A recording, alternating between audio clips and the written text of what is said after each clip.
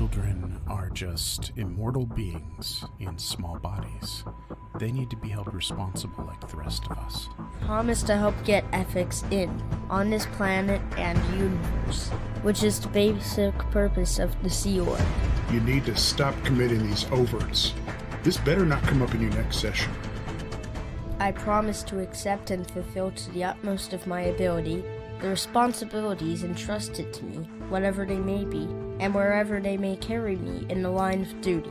I don't want to hear it. Write up your OWs. I promise through my actions to increase the power of the Sea Org and decrease the power of any enemy. You can't just leave. Protecting the church is more important than family. Hello and welcome to the Children of Scientology YouTube channel. I'm Mirriam Francis and I'm here with Christi Gordon, and Catherine Spallino is our guest today. Catherine and I grew up together. We've known each other for over 30 years, which is crazy. And I remember being the maid of honor at Catherine's wedding and preparing my speech and writing in there that we had been friends for just over 20 years. And so it's pretty amazing to be here now with you. This beautiful long friendship. And that started in our childhood in Scientology, where our parents worked for the Sea organization. Catherine has written an incredible book called The Bad Cadet. And really, our main focus today is to go back in time and explore your childhood experiences and growing up, and what was it like to grow up in the Sea Org? What were your challenges? And what have you overcome, and whatever you'd like to share with us today. So let's get into it. Yay. Sounds Welcome. good. Thanks for having me. This is so surreal, right? That we're doing all this. Think about where we all came from, and now here we are doing interviews, diving into our crazy childhood. Totally. Yeah. This is going to be the first of you get to launch our cadet series. So we're really happy Oh, that you're awesome. you'll be our first. Yay. Yes, Yeah. awesome. I'm Yeah. excited to dive in and hear. I know you guys did some digging on some policy letters, so Absolutely. And can I say you did a brilliant job in your book of including incredible detail, but I love that we were able to find references and documents that support everything that you define to a very intricate level, which is really amazing to have that backup. There we go. that is awesome. Yeah. Very cool. There he is. That's where I was born. The building. That's Exactly, crazy. Catherine. We wanted to take you right back to the beginning. The Hollywood Inn. This building is featured in your book, and that's why I thought it would be a great idea to include it. We've got that bright green lit up Scientology sign that's mentioned in your book, and this is the Hollywood Inn, or the HI. Yeah, I don't really remember the HI. I just know my mom told me that I was born there, and then I did not get a birth certificate. I found that out when I was like 9 years old. But so I don't remember. I think I was pretty young when I went to the AB.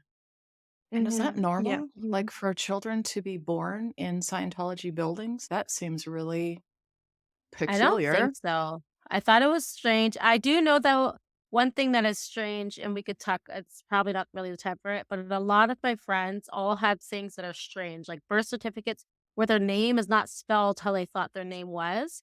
Or Me. like, I as also well. didn't know my correct, exactly, you, and we have a few other cadet friends who, it's a lot, actually, not a few. Like I know of at least 10 off the top of my head whose names were spelled wrong. Like they had been writing the name wrong apparently this whole time, because on their birth certificate, it's a different name. Oh, And if wha- you oh my think God. about it, when you're in the hospital and you have children, now that I've had children, I know they're very like, you need to sign this so your kids are registered. These are the papers. You have to do it before you leave the hospital. But if you have a midwife, they did have a midwife and they're in this building, none of that probably happened, I'm assuming. So So Yeah. on that name thing, I grew up believing I didn't have a middle name because my mother told me she believed that my name was different than what it actually was on my birth certificate. So she was telling me that my name was like my first name hyphen what is actually my middle name. And that's what she had Oh. deliberately not given me a middle name. She wanted to name me after, I don't want to give my middle name away, name me after a famous person, and then hyphenated it. And so I grew up thinking I didn't have a middle name. And it wasn't until I actually saw my birth certificate, I was like, oh, No, I do.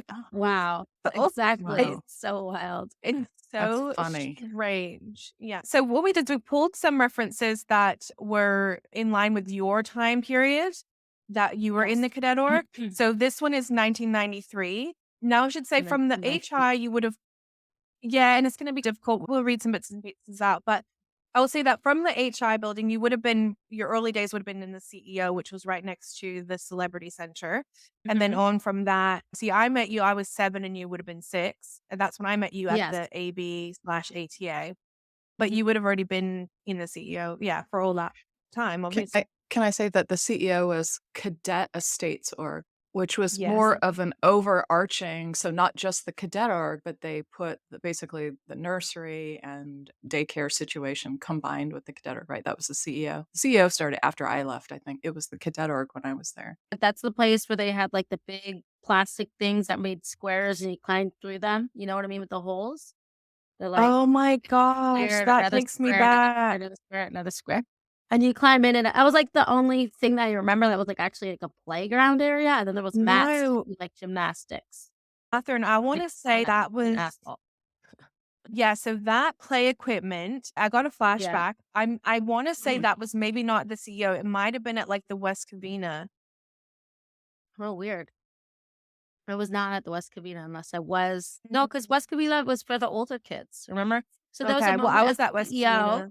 when they Mhm. separated the children and they said, whoever's this age and up, you could line up over here. Whoever's this age and up and line up here. I hope they verified that because all of our ages, I did not really know. And then they took Mm. those older kids to the West Covina and then us littler ones. Either I think we might have left the CEO by then and went to the ATA first. And then everybody else came to the ATA after, if I'm not mistaken. Yes.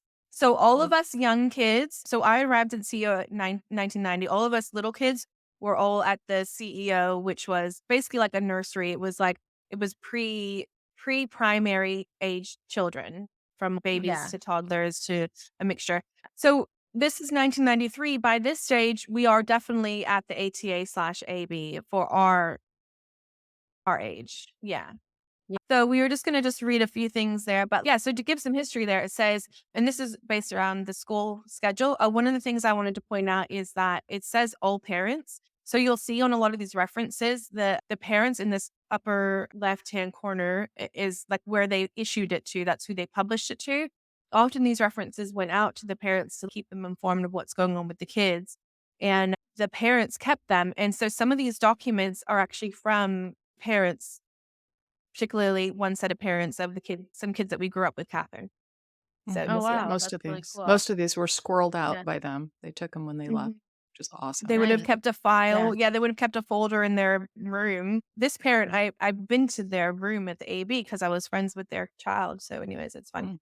You don't know who it is on this, but later on you'll see it written on there. But anyways, okay, so the purpose of the CEO is twofold. When the CEO was originally set up several years ago, its purpose was to care for the Sea Org children so their parents could put their full attention on their posts without concern for their children. Subsequently, it was realized that in order to create the new civilization LRH intended for our children, we would need to take over their education as well. See, before that, it was primarily a nursery just for basically to keep you alive. And then they're like, oh, Yeah. now we're going to educate them too. So the school was created at this point with the purpose of the CEO expanded to include the training of future Sea Org members. Oh, wait, hang on, wait. No, they weren't concerned about educating us. It was to train us to be future Sea Org members, which like we've known this, Catherine, but it's to see it in writing is interesting. I feel Yeah. like. Yeah. for Okay, sure. so in PT, which is present time, so basically like now, right now, all of our children are of school age, and the daycare center, which I think they're referring to the CEO, the old CEO, no longer exists, but has merged with the school to become the primary area of the ATA. So this is when we're merged over from the CEO nursery kind of area. The purpose of this issue is to clarify the operation of the school and its schedule. And then this little LRH quote, he says the schedule has to be posted, including exercise, post time, and study, and staff has to be mustered and handled at these periods. this gets some awareness of the org group as a team of people with similar purposes. So like already we're being scheduled, being designed around us being staff members, but we're literally just little Mhm. kids.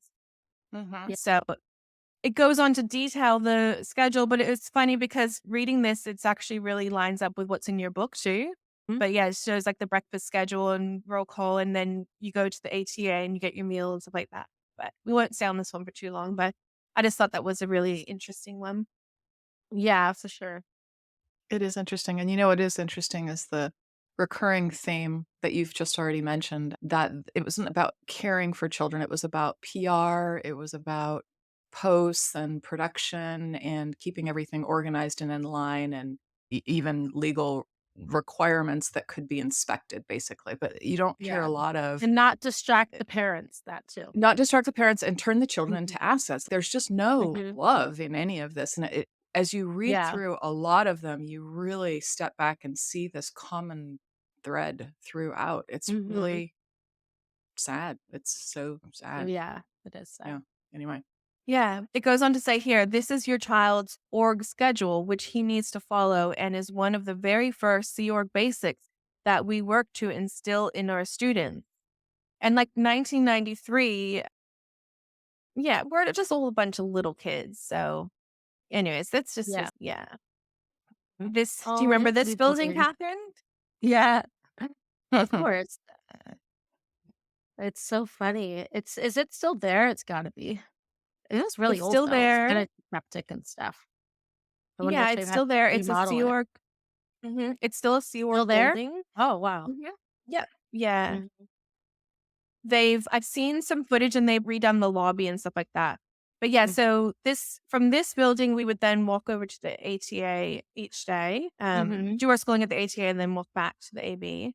So you guys lived in that building with your parents originally, yes? Or was it just child birthing?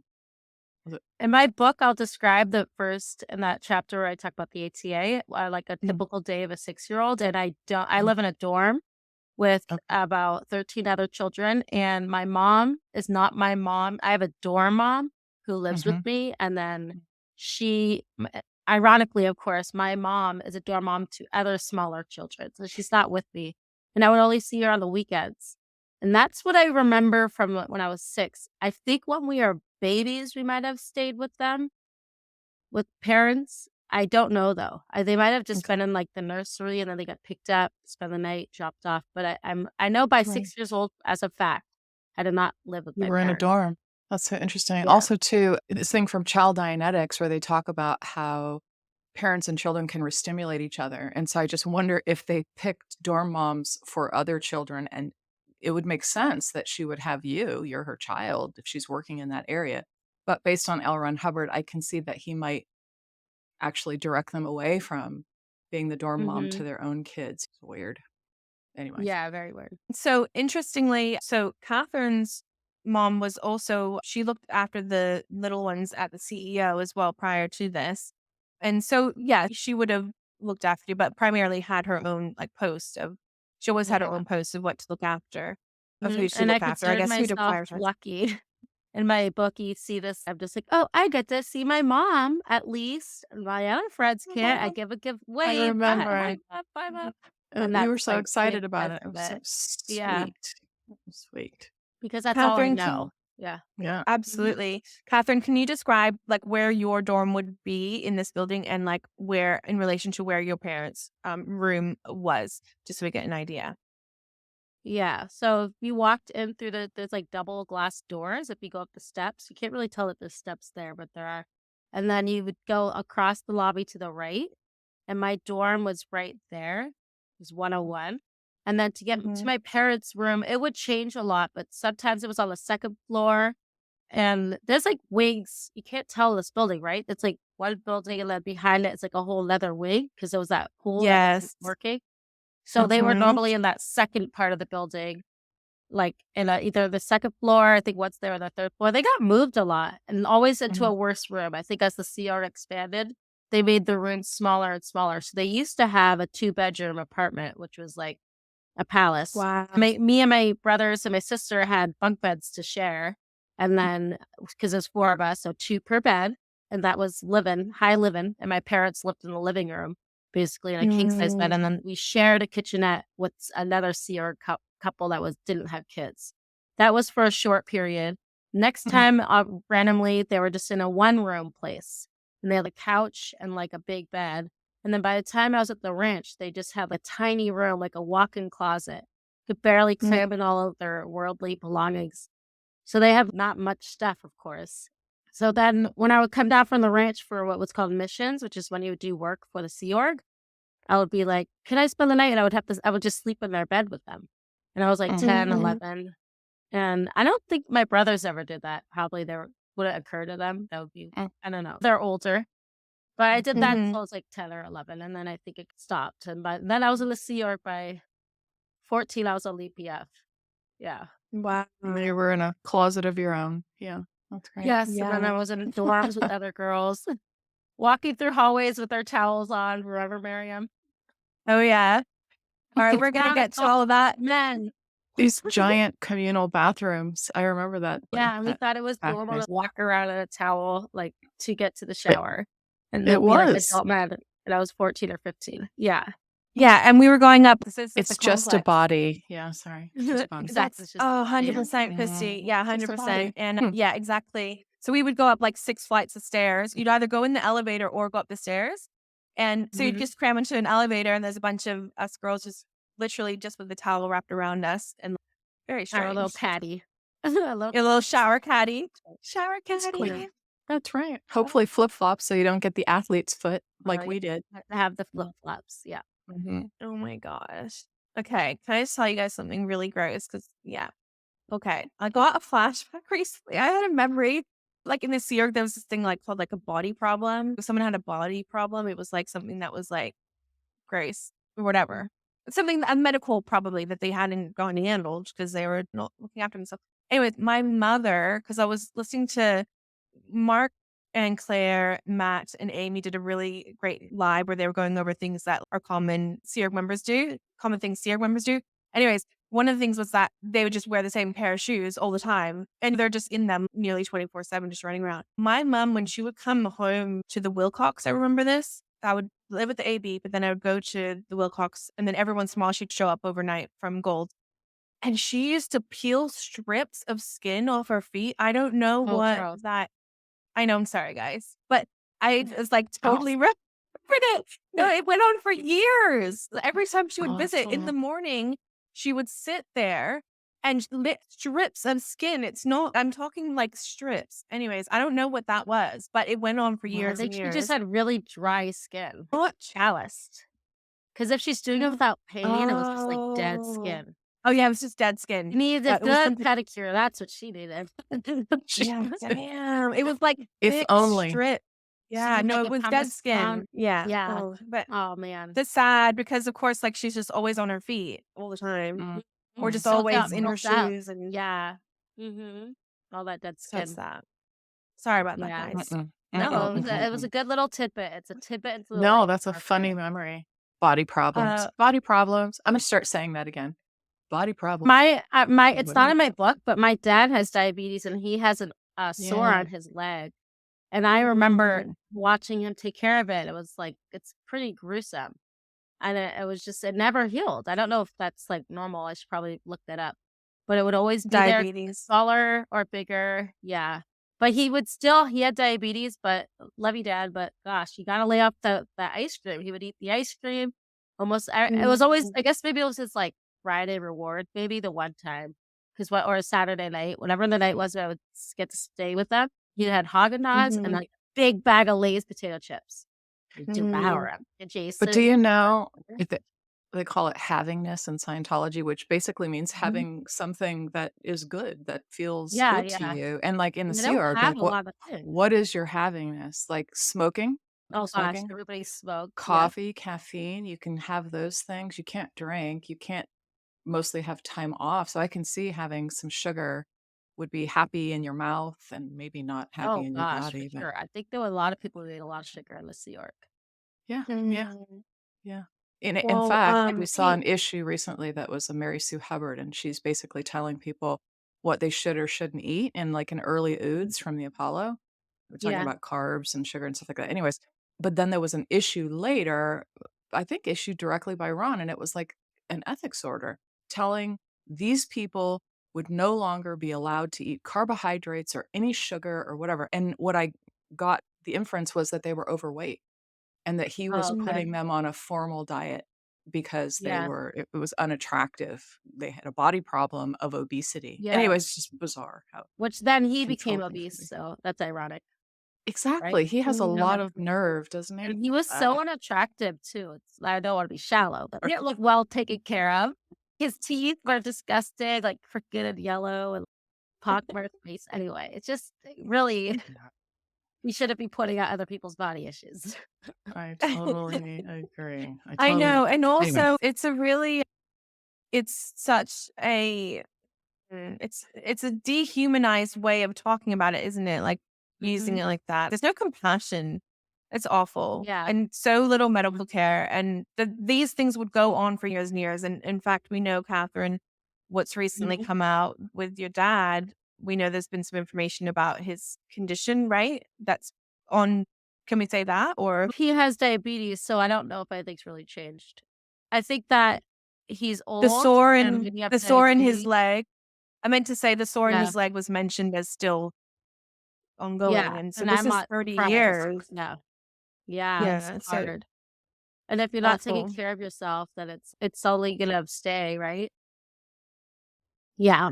I think you're supposed to probably be off your feet for so many hours a day and get enough Yes. sleep and sunlight and exercise and all the things that Sea Org members don't get. They just get stress, lack of sleep, and no time with their feet up, right? When would Yeah. you So I think take the now pressure off? because he's at a point, he probably ended up with doctor's orders to get off his feet is my guess, which is why now he's off. He's been offloaded to the like sick house. And then Because now he's a liability. He's a Yeah. risk to them and a PR flap, potential PR flap, which Mhm. is And gross. he knows how many So people are gross. crammed into that little apartment building. What type of living like life do they have on their last if they however long my dad has, he's in his 70s with diabetes. Like And don't how you long want has like they should be able to take walks or have sunshine and have a garden and like all of these things, not be doing cleaning stations and like having jobs still, even though they're like old, because I know they still write letters and things like that. It's his golden Mm, years. These are his golden years. Yeah. And I'm sure he's probably very happy to have that reduced schedule that he's got, just writing letters and Mhm. whatever. But how long was he in the Sea Org, or how long has he been in the Sea Org? I'm curious. He's been in at least for 40 some years. Mm. Because my sister is 46, so it was a little bit after my sister, my brothers. So at least 40 years, because I was born in this year, and I'm almost 40. mm. Yeah, it's awful. The thing is, what's reflected in the treatment of the children is reflected in the elderly. And yeah, they'll always be required to contribute, Mhm. just like we were required to contribute. And you're going to see that through this theme as well. So we had like the during the week schedule, and this is the weekend schedule, also Mhm. 1993. Okay, so I'll just read a little bit of this. It says on Sunday is the day, like the morning we would have with the parents. We would go and stay at Mhm. their place Saturday night, wake up in the morning, and then get to have a few hours with them. So it says on Sunday, childcare and meals are provided at the ATA only. So that means they'd have to go directly from the Anthony building to the ATA when they drop them off, like in the afternoon. If the Yeah. child is with you, so some children wouldn't be with the parent for the hygiene time. Hygiene time was CSP time, the few hours they got off in the morning. So if the child is with you for Can I hygiene say time in the morning, yes. CSP is clean the ship program. So you had to scrub the ship at a certain time. Besides cleaning stations, everyone had to clean the ship. And so that's where that came from. I just think it's interesting that it And that's continued supposed to be their time off. on Yeah. land. It Mhm. is. It was your time to do your laundry. It was your time to really try and squeeze in family time.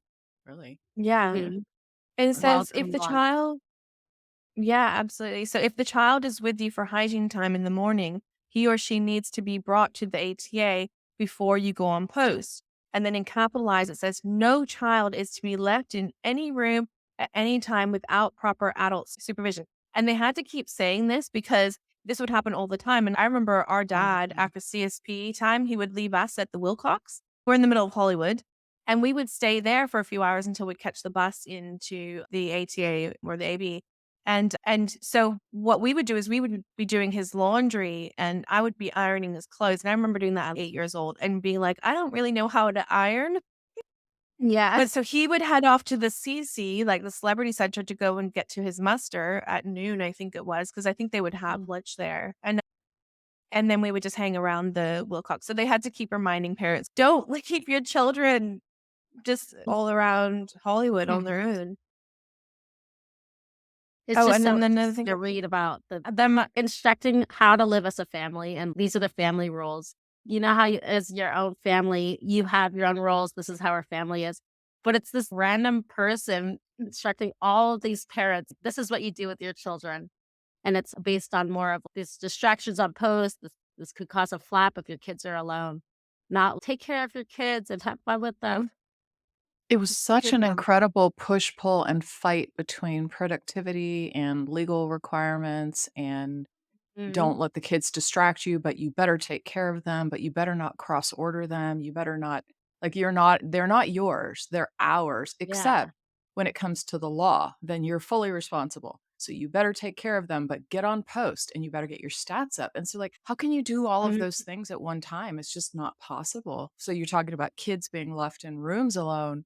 It's because those parents were either exhausted and asleep or downstat or just They're flying trying by to the get seat of their some pants to balance. there is Totally. no Yeah. balance. There's no balance. And so I think that's the seesaw that they were constantly trying to achieve, was balance that was not literally possible. There would be no balance. It wasn't possible. It wasn't humanly possible. Yeah. Absolutely. Another little line here, it says, if necessary, CHIT, which is knowledge report, and conditions, meaning you'd have to do the condition formulas, condition steps, will be used Punishment. to get, punishment, thank you, will be used to get ethics in on the behavior of the children and proper supervision. But with your assistance in enforcing these rules, it is expected that such gradients will be unnecessary. And those things were always used anyway. So it's not like it was never not necessary. Like we were always getting. How many chits did you get on you, Catherine, when you were a kid in the early 90s, do you reckon? So many. Knowledge report wars is a chapter in my book as well, where we would always write knowledge reports on each other. And That was really so I'm sure I had one saying, KR, read Catherine. She didn't let me borrow her shirt or whatever. It's something dumb.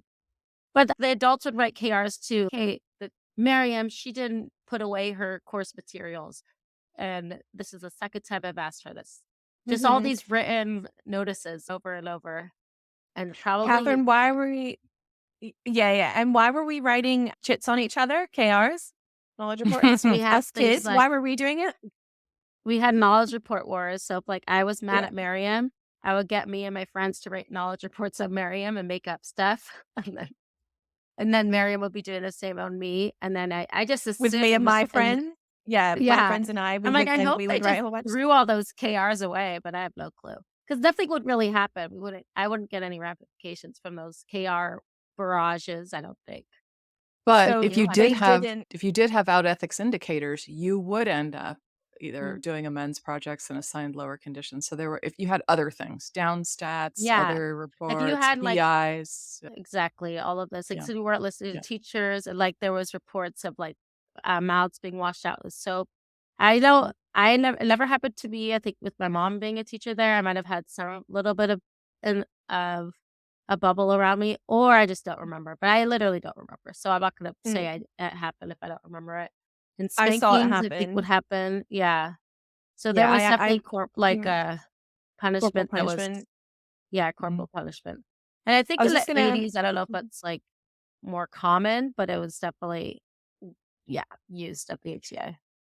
So I'd say a couple of things on what you guys were talking about. Is one thing is that, so in terms of like individual amends projects and that sort of thing, they were more like, they were like quicker. Ethics handlings were very swift because there were so many kids that it was just like they would just try and address it. Like, your punishment. And that's why punishments were dealt out like spankings and stuff like that, because that was something you could do really quickly. Can you imagine there's only a few adults and there's just over 100 kids. There was always over 100 kids. Yeah. And Yes. And they would It's try to not do as rewards and penalties too. So they had the good guy they did. dollars. So if you did I was about to say good, that. you get your Yeah. good guy dollar.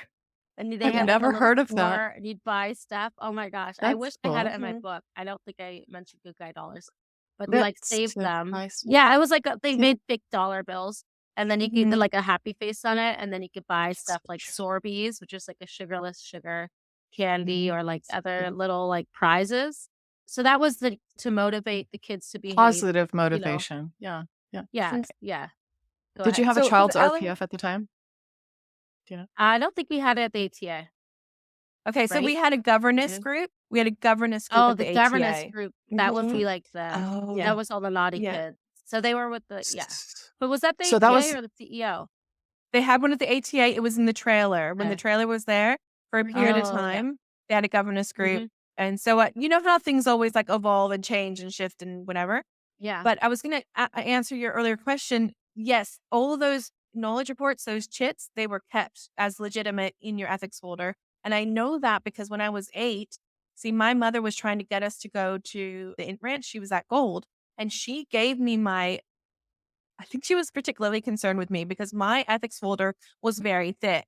And she gave it to me and she was like, Mirriam, there's a Auer Hubbard policy called like false report or something like that, or like false reports. And if there's any false report, you can destroy it, basically. So she handed me my ethics folder and I was like, oh my gosh, I can't believe I'm being given this opportunity. And I got to go through it and pull out. So I read all those knowledge reports that you're talking about, they're all in there. Yeah. the And Catherine. I got to go That's through it, and I don't remember any from Catherine. See, Catherine and I think we were We generally actually on the got a same lot. team. It was Yeah, we were always it was between some other girls. yeah. Catherine and I did fight. I remember we would get in physical fights because I remember Wow. her brother I being don't annoyed at me. Not a whole lot, but like we were like rough like and shoving tumble. each other, like shove each other around. Oh no, I think a bit of a scrappy fight. I don't know. Yeah, I Wow. remember your brother saying something to me. Like he was like, okay, we had this thing called treats. So whenever someone had a snack, we would be like treats and we'd all circle around them and hold our hand out. And the person in the middle with the bag of chips or whatever had to pass out one Give chip everyone a each around chip. the circle. Yeah. Yeah, give everyone a treat, right? And so he said to me, he was like, you're only nice to Catherine when she has treats, which wasn't the case because Catherine and I were really good friends, actually. We were just a bit scrappy and we would get in fights sometimes. But these big brawls, like these big, massive fights where like the ATA would split, all the girls would split in two. That was more of a KR war situation. Catherine and I were not like opposite.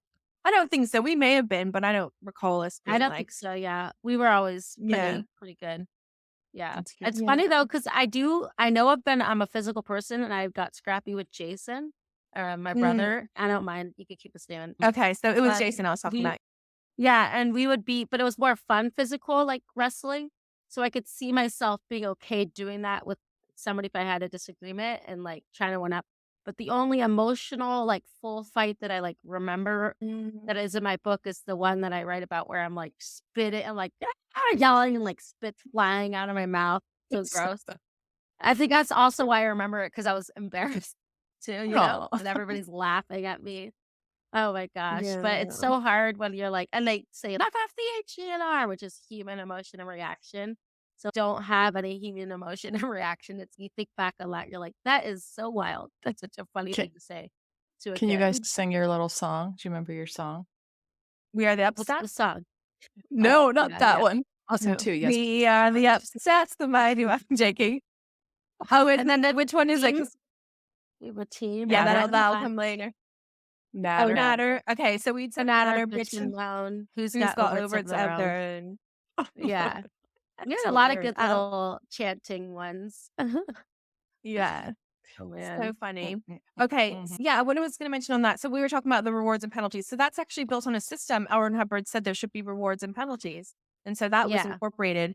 But in the earlier days, ATA, CEO, stuff like that, as I said, chaos, so many kids. You're going to just whip. So there was spankings, there was bare butt spankings, and there's also ethics gradients. So Auer never talked about ethics gradients. In our childhood, it was you start with over the pants spanking. Then if they did something again, then it was bare butt spanking. And then a worse punishment was a bare butt spanking in front of the whole school.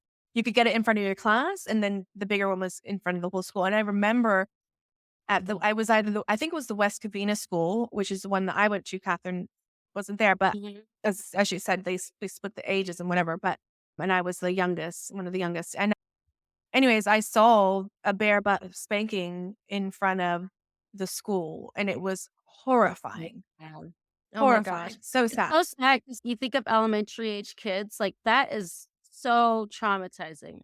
Like kids are so like they need so much nourishment and like nurturing, and if you're gonna have them work on something to be better, you have to like, let's say I want them to motivate my kids to like be better at picking up something or like writing. I'm like, hey, you're so good at this and this, but let's try to do this. Like you do all of this good stuff to help them get better at one other thing. Whereas in this, they're just like, you are a horrible kid. I'm gonna spank you in front of everybody.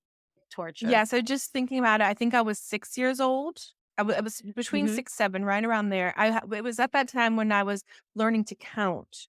So learning to count to Okay. however. So About it was 5, the 6 then. beginning. Yeah. Yeah. And I had just turned 6 as I arrived at the CEO. And Okay, this that's is a few months probably later after, because not long after I arrived, they got rid of the CEO. And then suddenly we were moving between schools and locations and stuff like that. So I was probably 6 at this time. And I reckon this kid was 10. And he was a blonde kid. I could probably, if I really tried, I could probably remember what his name was. But I still remember that. It was traumatizing for me. And I was a yeah. spectator. It was so awful because he was screaming and howling and just how mortifying. Anyways, awful. Laura Anderson was recently doing a live stream. I think this one in particular that I watched was with Mike Brown, and who I was with her at Int Ranch, but then later he came back to, I think, work at Int Ranch briefly. And she mentioned being in a governess group. And I don't know if that was at Pack Base, like with you guys or later, but I feel it's my understanding that the governess group was for unruly under a certain Yeah. age, basically more controlled, more supervised for more difficult children. So it was children who were not ready yet to be cadets. And then it evolved into children not yet ready to be cadets because they had out ethic. And oftentimes, a lot of these kids wanted to leave. They were placed in the governess group so that they can be segregated from the rest of the children so that they wouldn't pollute the children's minds and give them ideas about leaving. So these children, there was a governess group and they were in the trailer. And I remember, I think a lot of those kids wanted to leave, but I didn't know that's why they were there at the time. Later on, now that I look back, eventually some of those kids did get out and they just wandered around LA, but they were no longer in the ATA being prepared to be cadets. See, all the kids that were there, that was our future. We were going to be Sea Org members and so on. The governance group with the handling for the unruly, as you said, or the kids that were not accepting of that future. Yeah. Gotcha. And she also mentioned what you're talking about, these spankings that were just humiliating and demoralizing. And when she talks about them, she just bursts into tears. So clearly, those public spankings, those things that she experienced were really traumatic. Still Yeah, now. and she in was at her- the one of Int her Ranch, biggest which places. was even more strict, believe it or not, than the ATA. And she was so little. She was one of the littler ones, so extra traumatizing. Yeah. I don't want to compare everybody's trauma, but I definitely think that everybody goes through trauma in their own ways. When I hear about the Int Ranch, I definitely think there was like another level, even more than what I went through, I feel. Like where they were even more separated, even more punished with governess group and those things. But that's my feelings. What do you think, Mirriam? Oh, I 100% agree. And what I wanted to point out is because these are the L. Ron Hubbard writings where he's saying governance group this and he's talking about structures for children and cadets and stuff like that. What happens then is these are uniform in all the cadet orgs. So while Laura went to the Int Ranch and we were at PAC, she still had similar experiences in a lot of ways. And I do agree with you, like in terms of the spankings and the punishments and that and different structures that kind of came in. But I absolutely agree with you. The Int Ranch 100% was far worse psychologically. To the letter. Whereas I do think that because we were near our parents, there was a little bit more nurturing that was tried to happen, right? Where she was totally away from her parents. And we all know now, like the Sea Org at Pack Ranch is different from the Sea Org at Gold. So Gold, you are actually treated more inhumanely than you are at Pack. At Pack, it's not great, not good working conditions at all. It's work trafficking, really. And it's even worse. It's inhumane at Gold. So it was the same for the children. You can see how there's that parallel. Like the higher up you went, the worse it was. like in the Mm-hmm. sea, which is really sad. Right. All right. So yeah. So okay. So here's the Oh, ATA, wait, where's the Apollo blue Training tarp? Submarine. So Isn't it this blue? is a more recent Oh, photo, present and day. so Okay. so the tarp has either faded or they've replaced it. But there used to be Mm-hmm. a trailer. So this, as I understand it, this is the side of the front yard because you had that big massive Yeah. tree in the backyard. So normally back in the day there was actually a trailer. You would have as you looked over this fence, you would have seen a big trailer here. And then to the left is where the dumpsters were. This is a view into the front yard, but from the side. And to the Mm-hmm. right is where the entrance is. Oh, there's a little bit of a something there, a container or maybe or a Can trailer or I something. just tell you that a public kid, a girl who's now left, that was raised publicly and lived in L.A. Hollywood area, was saying the other day, she drove by. She says, "Oh, that's where the kids that live behind the tarps.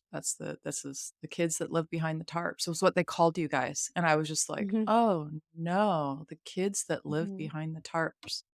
What is so funny too is So talking to horrible. Vanessa from the Graded Daughters channel, and she was saying she went to a daycare right behind the ATA, and the daycare people called us like little terrors, and that like they treated us like we were like a refugee camp or something. They're like, don't let them watch the TV because we would peer over the fence trying to watch TV into the home daycare. And they acted like we were like these.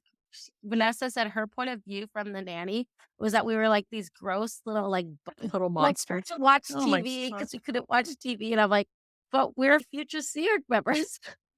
But that's what we Yeah. were like. We were like just running around. A lot of us had really ragged clothes, not good hygiene because nobody's wiping your runny nose. You know how much I have to wipe my kids' nose when they have a cold constantly because they're 5, 6. So that there's like caked on. Do you remember this, Mariam? Like kids with that like cake boogers on their Mhm. face, or like some of them would smell like poop. Like it was bad. It was bad hygiene going on. Not good when you don't There have was a parents to girl. care for you.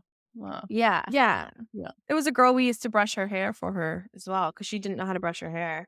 She's Yeah. now in a rock band. That's Oh my hilarious. gosh. That's awesome. Yeah. Yeah. That's There's funny. a But picture of Valeska Paris at St. Hill, and she's got a rope tied around her waist, holding her pants up. I'm just like, what the hell? She just looks like this little ragamuffin. And also, while I'm mentioning Vanessa Paris, she somehow got a hold of her ethics file when she was at St. Amazing. Hill Yeah. at Stonelands. Yeah. So they started burning their KRs, burning all their ethics orders and KRs, and someone found them, caught them in the act, and so grabbed them away. And so she, in her ethics file, she's literally got half burned KRs and ethics reports. And I just thought that was hysterical. oh my I wish God, that's I could burn amazing. my It's ethics report. Yeah. amazing. Locational assist. So that's Mhm. mentioning Catherine's book, and yeah, we'll go too much into it. So But I think Yeah, you that were super upset because either your mom left you or this something is when happened my and you mouth were. was spraying because I This was was the arguing, spitting. got in a fight, and then Yes. one of the dorm moms gave me a location. I remember it clearly because I like literally had lost control of myself, and it did calm me down because yeah, of course, if you walk around and look at things, eventually you calm down. It does make sense. So this is also a way for people to understand what could when I have it in my book, I have moments where you're like, oh, that was actually a helpful tool here. She's not being my mom, but she did give me something to calm myself down. The dorm mom Mhm. did. This was something that we were taught to do to each other to help calm down. And I was trying to, having it in my book is just a way to show like, this is why we believed in this so much because there was things like this, take a walk, look at things. You can calm down from a locational. And that's just like L. Ron Hubbard did grab things that are actually useful, that are at base level Scientology. And some of them he turned it into the communication course becomes more of a hypnotic course. You find out later. But locational, I find, is not a bad thing to have for us to have learned. It's pulling you out of Absolutely. that thing that's upsetting you and distracting you and making you look at things and touch things and walk over to things and whatever. And so that does take you out of whatever that problem or Yeah, issue and now is. I It didn't does then process what happened, but you're at right. all. Like it's Yeah. At all. like taking one aspect calming me down, but then there's no address of what happened here. How can we help you with your friend? It's No, Totally. because that's HE&R. That part is HE&R. Yeah, We're going to Exactly. get to the communication course in a sec, but here's a touch assist. Did you ever get a Yeah. touch assist, Catherine? By a I random had so strange many, and they man. were so Oh. boring. So I hated the touch assist because it was like, feel my finger, yes, and you had to respond because I would want to go Yes. to sleep when they would talk. But the nervous cyst I like because you didn't have to talk, where they just run the fingers down your spine. It was almost like a massage, but not quite. But then they make run over, and then they do the Yeah. front. We would do the You're side like, side, get your nerves all like relaxed and communicating throughout your body, right? Your body would be communicating for the nervousness, touches cyst too, when you have a painful area. 100%. Yeah. Yeah. And I feel- so it just, as soon as you were getting comfortable, they'd make you turn over. That's so accurate, Catherine. It's hilarious. But So this is when you're nervousness- not feeling well, which is Right. touch assist, right? Yeah, so a touch assist could be more like body pain, injury, that kind of thing. Like a nervous assist was more, I think, for or like do you reckon? I feel like there was different reasons why you would do them. Yeah, there was definitely different reasons. I think touch assist was like, if you had like a bellyache or something. Nervous assist was more, maybe you had a headache or your back hurt. If your back hurt, for sure. So I would just make it up and say I have my back hurt just to get a nervous assist if I wanted to get out of something. So This is why I was smart. a med cadet, because I was always like trying to take these things smart. that were like, Little like loopholes. try to use it to my advantage. Yeah. Well, Yeah, yeah, no, yeah, you don't want to work in the field. You want to go and have a little lay down. So you're like, I want to go to ISO and forget I'm not feeling well. take a nap. I was not smart enough, and I don't think I ever had a nerve assist or didn't even know what they were. So I always got touch assists, and I very regularly got them from random dudes like that in closed rooms, which was incredibly creepy. Like, you don't feel good. We'll have some stranger come and touch you on both sides until you say you feel better, which you won't, but you will want it to stop eventually. So you'll just say, I feel better.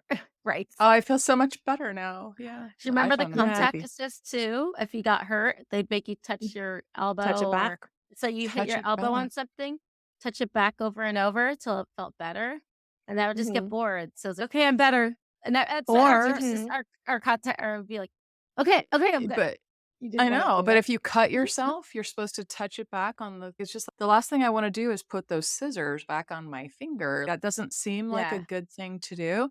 But also, I remember being so humiliated when my mother would make me do a contact assist in public. If I would fall down and skin my knee, she would make everyone be quiet, which was incredibly embarrassing as well. Shh, shh, because apparently Did we do Ellen this? Hubbard said, Did we do that this or you're something like that? Oh, we did that. Like, Is that what you did? oh, this. Oh, yeah, it was this. It was this. I forgot about that. Because Everybody Ellen felt Hubbard awesome. says, Forgot about that because that we have to be quiet.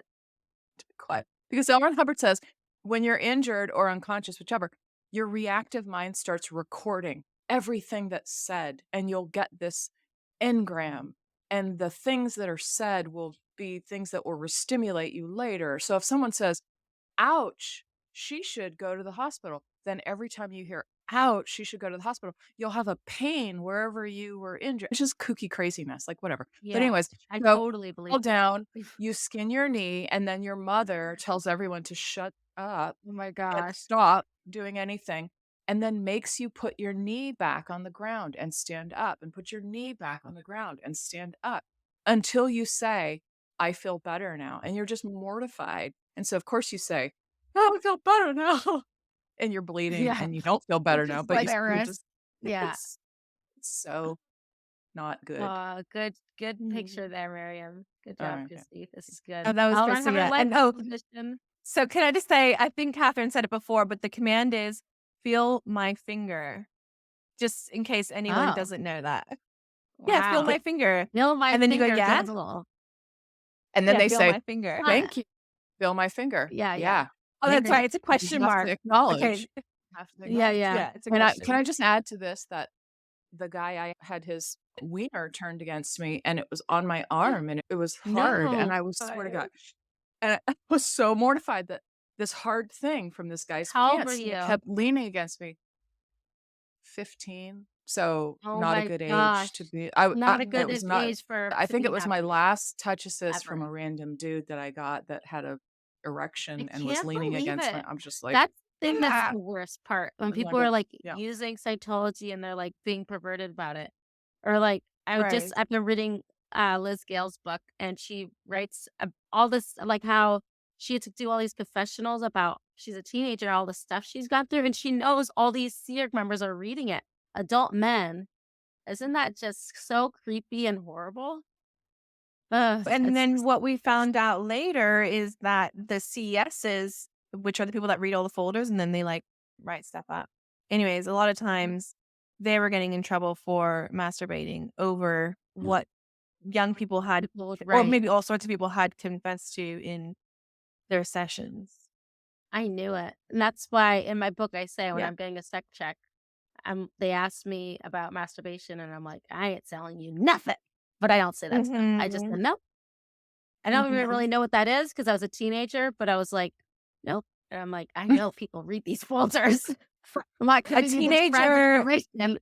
Well, let's clarify that a teenager, not just any teenager, but one whose entire childhood or like in coming of age in that adolescence phase was very repressed in exploring any, or, Oh yeah, we were because so repressed. anything sexual was out of ethics and not okay and not allowed, And that's including something we can masturbation. certainly dive into on a whole another Oh, episode about that, dealing with that sexual like shame that was like prevalent in our childhood and like how yeah. that affects our later relationships and like coming. Everything. I don't know. It's something worth discussing maybe down the road I because agree. We should. kind of journey. Let's do it, Yeah. the three of us. Let's Mhm. table that for another Yeah. time. I would love to.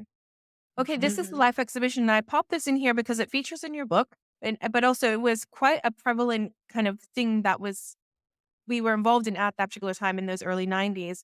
But basically, it had been created it was Mike Rinder who was like the mastermind behind it and created this Oh, I whole didn't know. visual. Yeah, and he writes about that in his book. Yeah, he was the one that recruited my mother over from Australia, like for this project. But we'll get to that in a Thanks, sec. Mike. But Just kidding.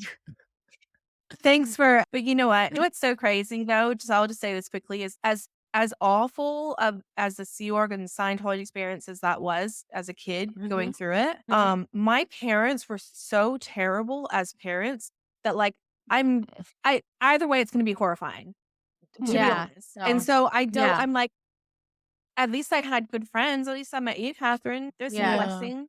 Yeah. Yeah, that's a good way to look at it, or like a good, It or is. I get what you're saying. It's your silver lining. Yeah. Yeah. What happened, and Catherine describes this beautifully in her book, but I wanted to add some visuals. I thought that would be fun. But really, so this is as you walk in and you're already seeing all these, everything's so like textured and feels very real, this full life that he lived and stuff like that. And you mentioned these full life size animations or Oh, like yeah. recreations. Yeah. And so it all felt Yeah. quite real to us who this L. Ron Hubbard character was and how amazing he was, because we learned all about his life and all the fantastic feats. And he was a daredevil pilot and all kinds of things. He started riding a Mustang when he was like a toddler and wild shit. But it became part of our belief that it was something that we knew, He still because we built went. up like he's like a god, is like what he was like to us. Is how we looked up to him like that. Like he could do no wrong. He was amazing. He was a genius, right? That's yeah. Absolutely. And because of that, see, it's so ingrained. And we were very little. I remember going through this from 7 years old, 8 years old, 9, 10, 11, and all those years of frequently we would go through it. And yeah, it's almost like part of your language. That's how Yeah. instilled it is. And so I just threw this in here, but this is my mother's paintings. This is why she was involved in the life exhibition. And she created these paintings of different stages in his life. Again, it's selling us this lie that he was this incredible person, very accomplished and all that. And yeah, she's part of that. Yeah. So that's the reason that she was brought over, trafficked from Correct. Australia to the United States so Yeah. that she could go paint these pictures to create this Correct. false history of him, that he was this icon, this legendary figure that they were trying to Absolutely. create. This part was probably the most impressive because it confirmed that he was recognized. And I'm referring to this wall in the back here. These are actually a these series of books. walls that open up. Yeah, they separate as the music is building and this whole thing. And there are all these awards where he got recognition for being a humanitarian and that really solidified. This is the last thing that you see as you finish the exhibition.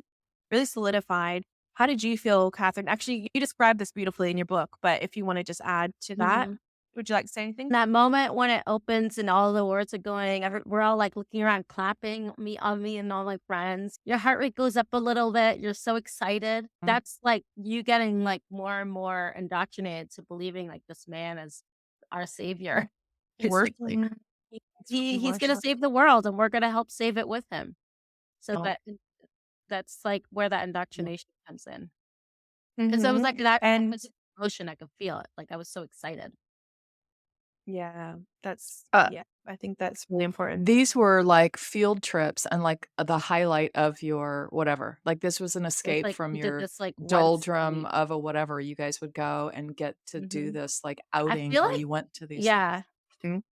We'd be out LA is pretty hot, especially in the summertime, and you'd be out running around in the dusty dirt and whatever else. And then what I realized later on, because I always remember that feeling of being nice and cool, like stepping into that lobby and just Yeah. that feeling of the aircon. Damn, it was amazing. And I realized years later that was the only location in my whole entire childhood that had aircon. We didn't have it at the Mm. AB. We didn't have the ATA. Nowhere. Can I This is the translate that only in? location. That means Yeah. air conditioning?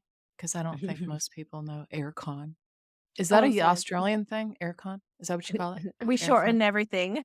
You do that. Yeah, it's so funny. Aircon. Yeah. Air conditioning. Yeah. Oh my God, that's that's so funny. Yeah. So So it cooling, was the having a only cooling climate system. control that you had. That's awesome. That And would it was feel very always peaceful. so freaking nice. That feeling of that cool air. Oh.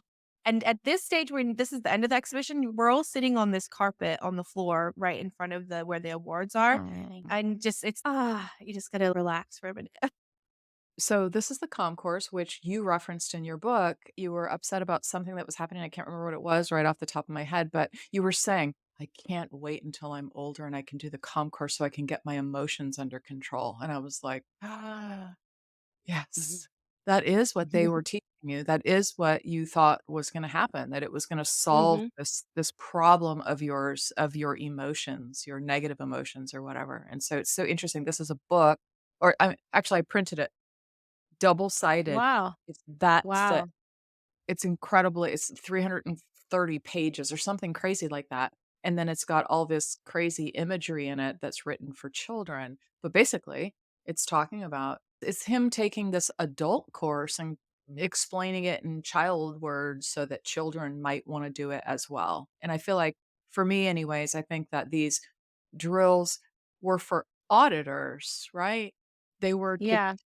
auditors how to interact with their pre-clears that they were gonna give therapy to so that they could ask questions, not react to the answers, get an answer, redirect so that they could get the answer, whatever, like all these controlled communication things.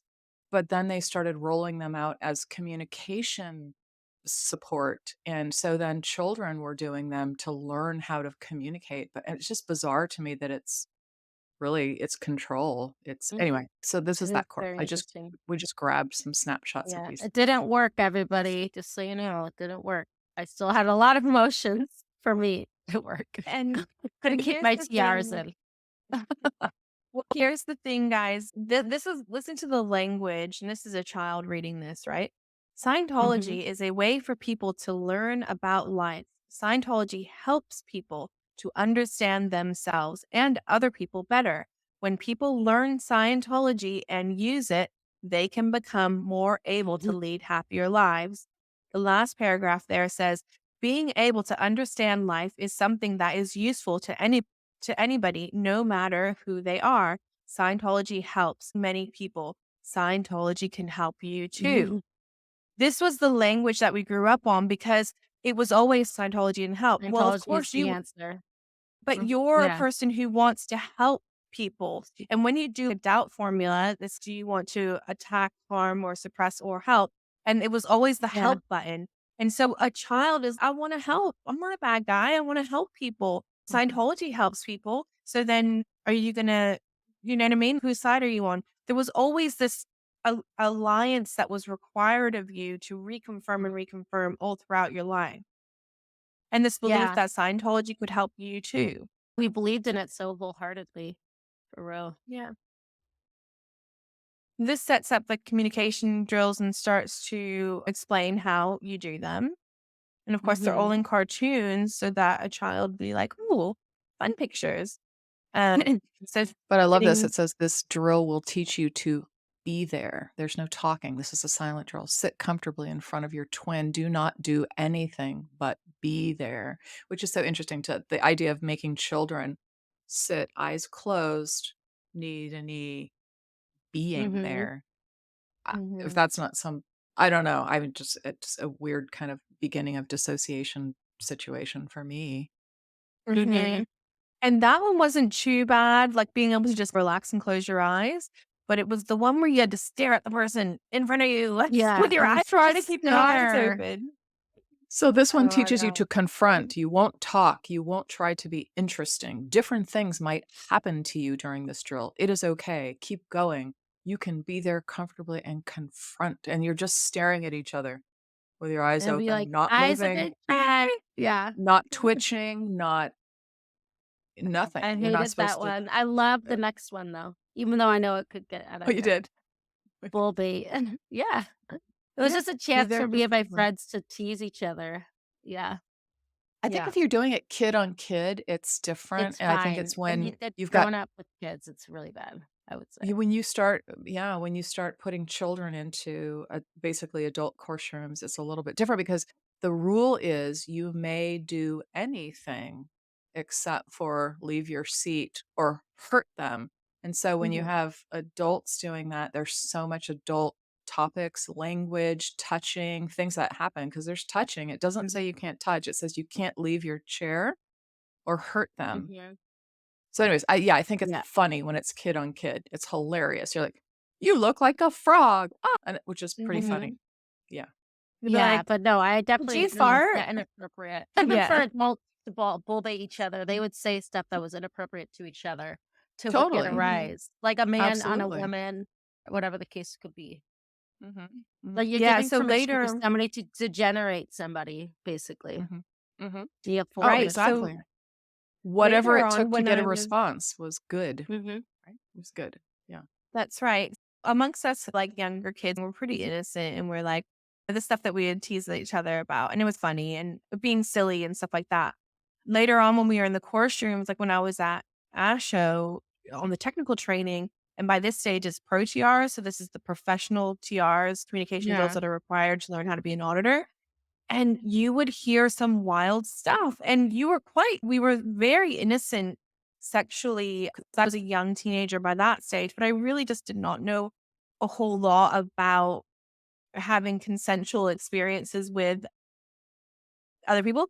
Anyways, we would hear some things that were just like make your toes curl. You're just like, "Oh my god." Just yeah, Yeah. wild stuff. Scary And stuff. the Yeah. important thing is that you just don't react. And so you learn to Mhm. just not react. You're deadpan, flat, non-reactive. That's the end result basically of these things. Yeah. Yeah. Mhm. This Lice. lice Yeah. infestations, which were nonstop. I love that you And mentioned in yeah. your book too, Catherine, because it And was that's just part so of our much lives. hair. It kept getting Yeah. worse. It's just That thriving is on not a everything. good thing Actually, when you my have hair was lice. like to here, but it's just thick. It wasn't that long. Aw. But oh yeah, Mhm. I know. It was no good. So And A it Miriam, lot are of you gonna read that my reference? Yeah. sorry, go ahead. yeah, I was gonna say a lot of the knowledge reports that I found in my ethics folder that my mother had let me like rifle through and remove stuff. Like so much of it was just Miriam has lice. Miriam got lice again. Miriam keeps getting lice. In fact, there was a parent who banned. This is the girl that you went to the ranch with in your book that features in your book. I can't remember what name you changed it to, Yeah, but yeah. her and I were really close friends at the ABATA. Her mom, before she became the cadet coordinator, didn't like me because I was getting lice all the time. And so she didn't want her daughter to hang out with me. She like disconnected us. She like banned us. And because, yeah, I was like out ethics. I must have been out ethics. And that's how I was getting lice all the time, of course. Anyways, I Of was course, sad you because pulled I it was in. like, she's my friend.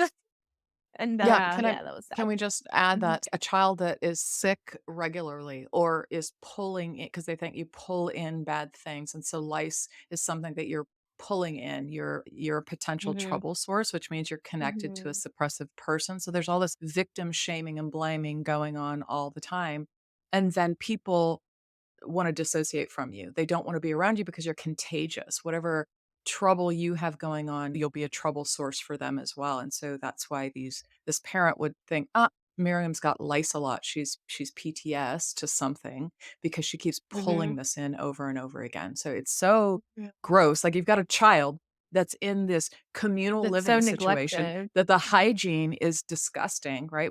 And you haven't seen it yet, but we'll go through these earlier documents where they're talking about these infestations of things and hepatitis and various different things, and kids being in horrible conditions. And we know children have been in horrible conditions. We know that they're not getting the care that they need. And yet the kids are being blamed for it is bizarre to me. It's so It's very incredible. And yet bizarre. that was status quo. That's just how it was. Here we have, if The Mirriam other can read these thing little tiny letters. Yeah. I was just going to mention, the other thing that was that I got, and when you said contagious earlier, it's funny because I was like, yeah, literally contagious, but also they're like, yeah. But yeah, scabies also ran through there, and I got scabies at least twice that it came through. And you had to put lotion all the way from your toes up to here to get rid of the scabies.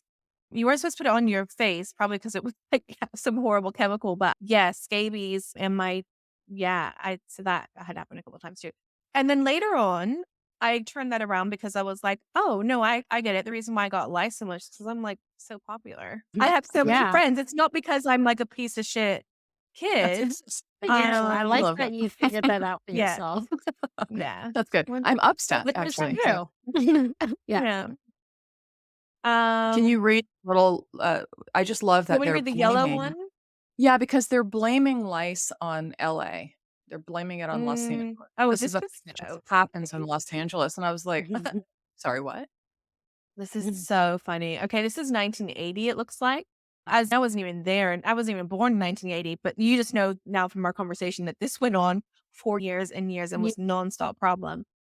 This one, this says lice are found in many areas of LA when weather turns warm, mainly schools. There is a very simple handling on how to control this. The following is a hat write-up that needs to be gotten in at once. And here's a hat write-up, and it tells you all the steps. And there's one of the ones, number 4, it says spray with RNC spray, which is insecticide, the carpet, curtains, cloth covered mattresses, pillows, anything cloth is in the room that can't be washed or dried.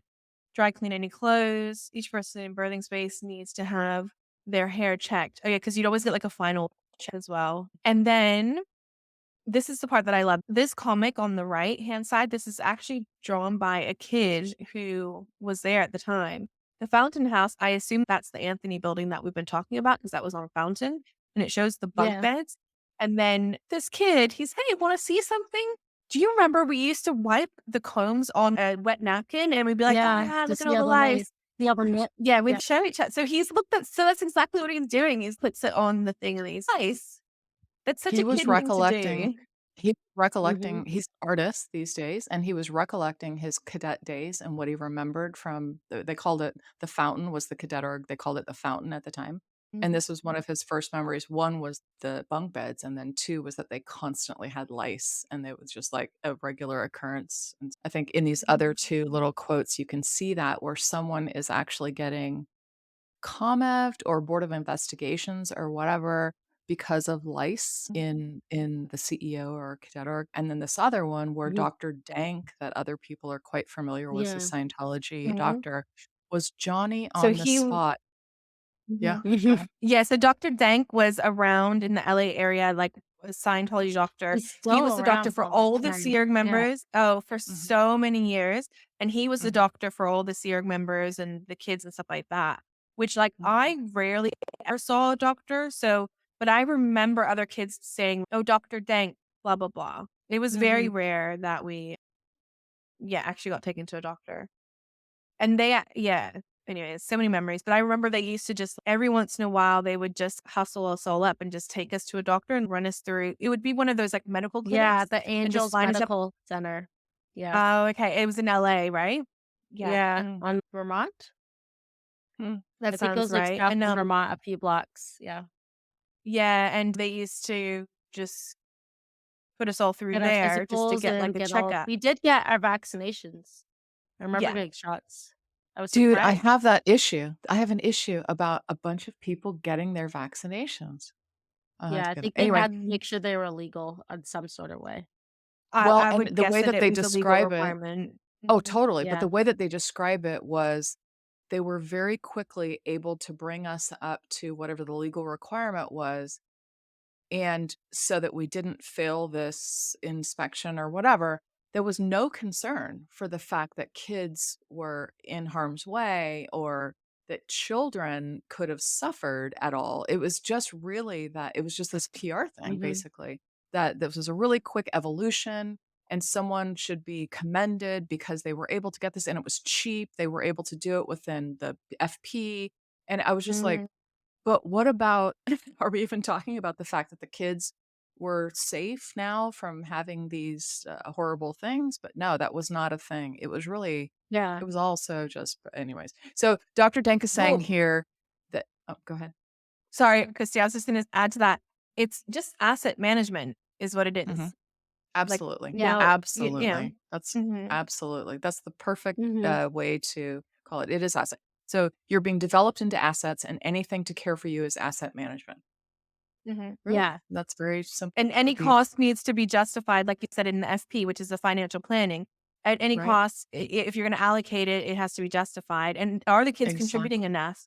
And again, we'll see that Exactly. continue on. Hmm. Yeah, Yes, you and go on later this they went one. the bean theory, which was how many beans do you cost versus how many beans are you worth? Mm. We can cover Hmm. that later, but they use that system, which is a kind of an accounting system, to determine which parents were allowed to have children based on this bean theory of the value of the parent and what the value of their child might be if they had a That's. child. Oh yes, of course. Sorry. Dr. Dank was Johnny on the spot and recommended Oh yeah. switching lice shampoo because the lice had grown accustomed to the regular variety. So you guys had lice so much Yeah. that the lice shampoo didn't work anymore. Just saying. There you go. I know. Yeah, it's amazing.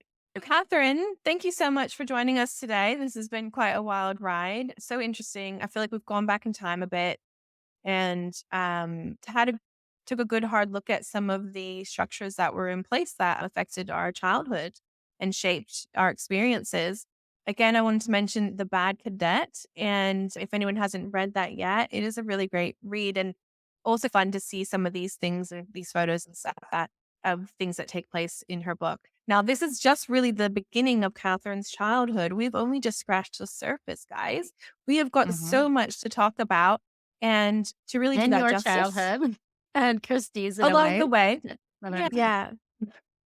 And Yeah. and that's what I love about doing this together and under the Children of Scientology YouTube channel is Hmm. it's going to be us kids getting together and having a chit chat about things that happen and what our experience was like growing up.